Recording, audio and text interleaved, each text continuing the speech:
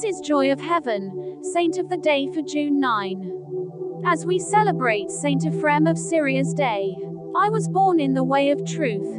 Though my childhood was unaware of the greatness of the benefit, I knew it when trial came. Ephrem, or Ephrem, the Syrian left us hundreds of hymns and poems on the faith that inflamed and inspired the whole church, but few facts about his own inspiring life. Most historians infer from the lines quoted above that Ephrem was born into a Christian family, although not baptized until an adult, the trial or furnace, which was common at the time. Other than that, little is known about his birth and youth, although many guess he was born in the early 4th century in Mesopotamia, possibly in Nisibis, where he spent most of his adult life. He who created two great lights, chose for himself these three lights, and set them in the three dark seasons of siege that have been. Ephrem served as teacher, and possibly deacon, under 4 bishops of Nisibis, Jacob, Babu, Vologeses, and Abraham. The first 3 he describes in the hymn quoted above, written while Vologeses was still alive. As the verse states, Ephrem did not live in easy times in Nisibis. I have chanced upon weeds, my brothers, that wear the color of wheat, to choke the good seed. According to tradition, Ephrem began to write hymns in order to counteract the heresies that were rampant at that time. For those who think of hymns simply as the song at the end of Mass that keeps us from leaving the church early, it may come as a surprise that Ephrem and others recognized and developed the power of music to get their points across. Tradition tells us that Ephrem heard the heretical ideas put into song first, and in order to counteract them made up his own hymns. In the one below, his target is a Syrian heretic Bardasan who denied the truth of the resurrection. How he blasphemes justice and grace, her fellow worker. For if the body was not raised, this is a great insult against grace, to say grace created the body for decay.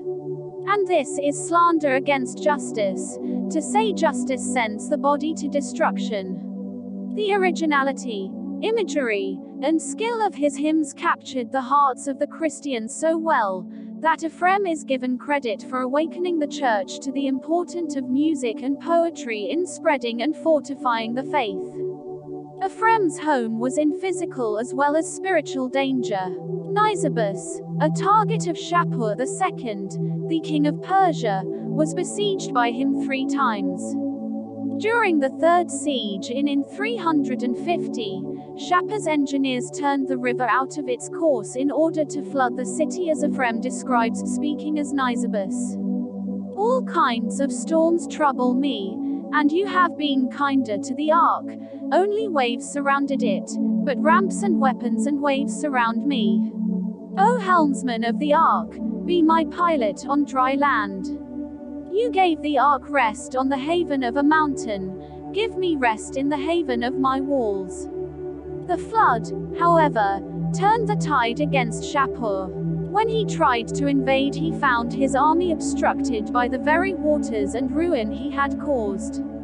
The defenders of the city, including Ephrem, took advantage of the chaos to ambush the invaders and drive them out. He has saved us without wall, and taught us that he is our wall. He has saved us without king and made us know that is our king. He has saved us, in each and all, and showed us that he is all. In the end, however, Nisibis lost. When Shapur defeated the Roman Emperor Jovian, he demanded the city as part of the treaty.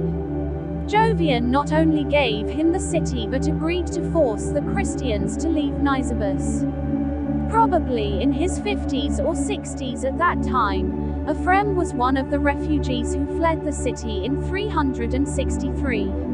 Sometime in 364 he settled as a solitary ascetic on Mount Edessa, at Edessa, what is now Urfa, 100 miles east of his home. The soul is your bride, the body is your bridal chamber. In the time before monks and monasteries, many devout Christians drawn to a religious life dedicated themselves as ihadea, single and single-minded followers of Christ. As one of these, Ephrem lived an ascetic, celibate life for his last years. Heresy and danger followed him to Edessa. The Arian Emperor Valens camped outside of Edessa, threatening to kill all the Christian inhabitants if they did not submit. But Valens was the one forced to give up in the face of the courage and steadfastness of the Edessans. Fortified by Ephrem's hymns, the doors of her home's Edessa left open when she went forth with the pastor to the grave, to die, and not depart from her faith. Let the city and fort and building and houses be yielded to thee, King. Our goods and our gold let us leave, so we part not from our faith.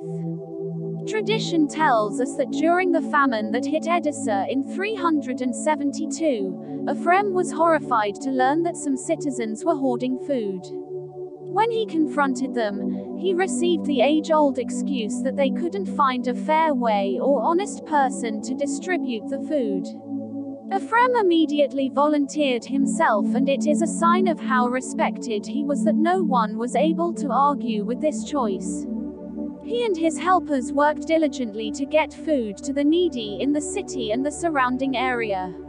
The famine ended in a year of abundant harvest the following year, and Ephrem died shortly thereafter, as we are told, at an advanced age. We do not know the exact date or year of his death, but June 9, 373 is accepted by many. Ephrem relates in his dying testament a childhood vision of his life that he gloriously fulfilled.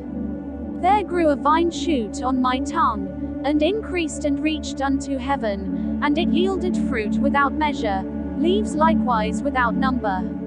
It spread, it stretched wide, it bore fruit, all creation drew near, and the more they were that gathered, the more its clusters abounded.